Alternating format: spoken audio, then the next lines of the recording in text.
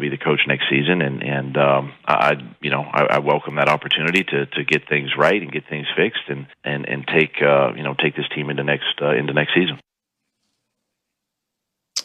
All right, we have two more to add to the crew now. NFL reporter Kimberly Martin, also NFL analyst Jeff Saturday. And everybody, you just heard Doug Pederson say he is fully confident he is the man for the job in Philly. But Dominique, do you think that Pederson should be fully confident in returning to the team?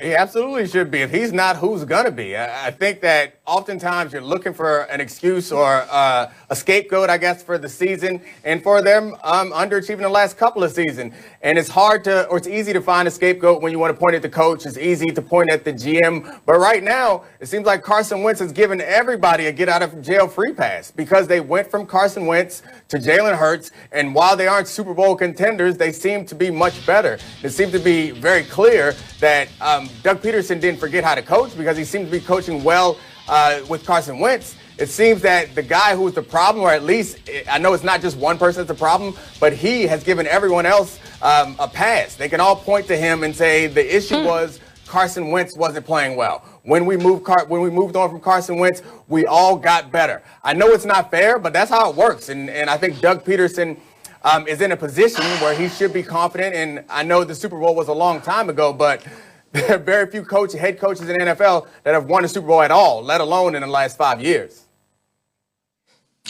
Well, Carson Wentz hasn't given everyone a get-out-of-jail-free pass, or his failure, rather, Dominique, because the GM of this football team literally just signed him to a massive contract. So I'd say his failure is an indictment on Howie Roseman, who appears to be staying in Philadelphia by all accounts.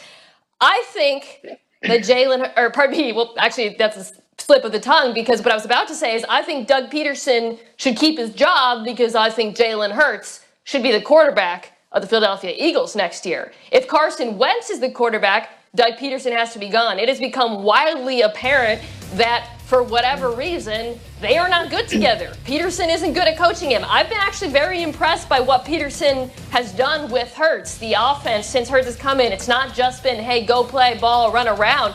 He's given him simple reads, cut the field in half. I think he's done a good job integrating some of the college principles. Obviously, there's been mixed success. He's a rookie, but Pederson's done a nice job with him. If I'm Philadelphia, I look to trade Wentz, take the pain now, get out of that contract, stick with Pederson and Hurts, and see what you've got going forward.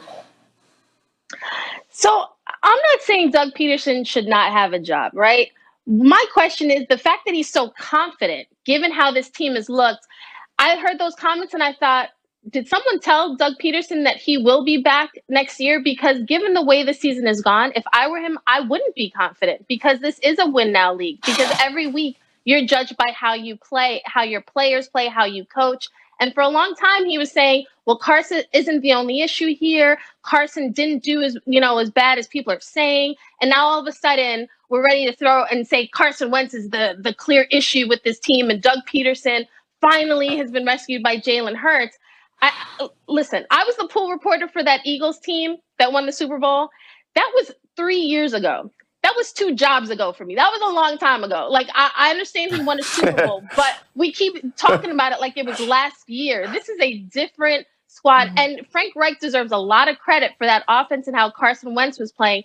And so the fact that Reich isn't here and now we're seeing that Carson hasn't looked the same, is that an indictment on Doug Pederson? He's the head coach. Is Sam Darnold not an indictment on Adam Gase? It's not just one or the other. I think all these things are connected. Jeff, I want to hear what you think. Yeah, listen, from Doug Pederson's perspective, I would be very confident in my job as well. I mean, we like to take snapshots of this season in particular. Well, if you want to take a full snapshot, right, you have an offensive line, that aged very quickly, right? Life comes at you fast and injury prone. So now you went to a decimated offensive line, your quarterback, who, by the way, your organization, not just the head coach, but your organization, Roseman, Lurie, everybody bought into Carson Wentz. We're going to pay him $100 million. Now you've set this coach and said, hey, we want to play this guy and exhaust every opportunity for him to turn it around and play, which every organization in the NFL would do. They gave him as much as they could give him. Finally, they just realized, look, Hurts is going to give us a better opportunity to win now. Let's see if we can get this done. So they went to Hurts. No one expected him to come out, beat the Saints, have a good performance, right? I know he had a tougher day last Sunday with the turnovers, but the kind of the fire that he ignited in this football team is the spark they were looking for. But to put everything on Pederson. By the way, look at last year, right? Like they were dead in the water. They end up winning, what was it, 4 games at the end of the year, getting to the playoffs. It's not just a coaching issue. And I'm not trying to give Doug Pederson a pass, but what I would say is I would not put him out and just say, hey, this is a Doug Pederson issue. Again, everybody agreed that Wentz was their future. When the future looked very bleak, everybody bailed on him. It's, hey, man, Doug Pederson, now you're saddled with him, right? We're all going to sit in the owners' boxes. We're going to kind of be absolved of this decision-making. But we all know that's not the way the NFL works. So has Pederson done a masterful job? No, not this year. Right. But to lose his job, I just think that we're taking a snapshot, and it's a bit unfair. Right.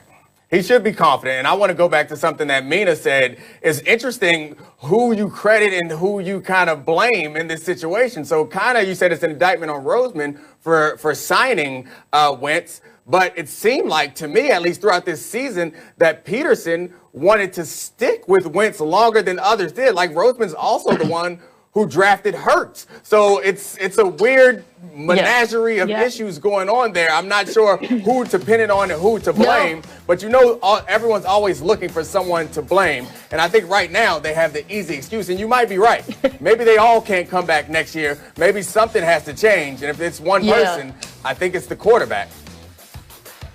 I mean, Dominique, you know that when it comes to quarterbacks, draft status matters, money matters, and the head coach is far from the only person who has a voice. We were just talking about the Washington football team. We'll get to that. But I'll say this about Doug Pederson and what we've seen out of this team. Jeff, you're absolutely right. They've got fight, man. Watch the Dallas Cowboys at times this season if you want to see a team that's not trying. Those players are fighting for him. And when I watched the Eagles on Sunday lose, look, they're decimated by injuries, but if I had to single out a coach who was at fault, Jim Schwartz, what are you doing? Like, there's a quarterback out there whose name I did not know before that football game, manned up against Michael Gallup. I know you like to play man, but you're going to leave that poor kid out on an island? He got sacrificed. And I like Jim Schwartz. He's done a good job over the course of his career, but at times this season, I feel like his rigidity